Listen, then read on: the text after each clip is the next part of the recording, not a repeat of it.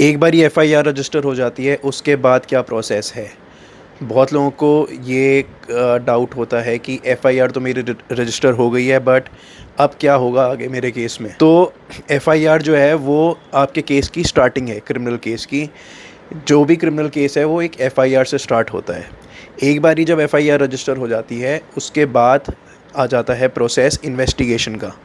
Investigation के process में क्या है कि आपकी एफआईआर में एक इन्वेस्टिगेटिंग ऑफिसर जैसे अपॉइंट होता है। इन्वेस्टिगेटिंग ऑफिसर का काम है जितने भी एविडेंसेस हैं उसको कलेक्ट करना, विटनेसेस से उनकी स्टेटमेंट रिकॉर्ड करना, जिसमें कि कंप्लेनेंट की, विक्टिम की, हर किसी की स्टेटमेंट रिकॉर्ड होती है।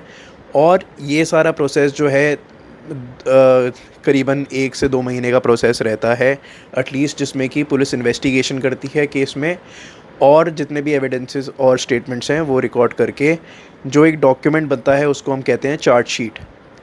अगर आपके केस में पुलिस को लगता है कि कोई एविडेंस नहीं मिला, या फिर जितने भी जो एविडेंसेस कलेक्ट हुए हैं उसके बेसिस पे कोई केस नहीं बन रहा है, तो आपके केस में एक क्लोजर रिपोर्ट फाइल हो जाएगी केस बंद करने के लिए। चार्जशीट या क्लोजर रिपोर्ट फाइल होती है मैजिस्ट्रेट की कोर्ट में, क्रिमिनल कोर्ट में। मैजिस्ट्रेट की कोर्ट में फिर प्रोसेस होता है कि आपको चार्जशीट की कॉपी सप्लाई करी जाती है। उसके बाद अगर आपका जो केस है वो मैजिस्ट्रेट की कोर्ट का जुरिस्डिक्शन बनता है तो मैजिस्ट्रेट की कोर्ट में ही ट्राई होगा।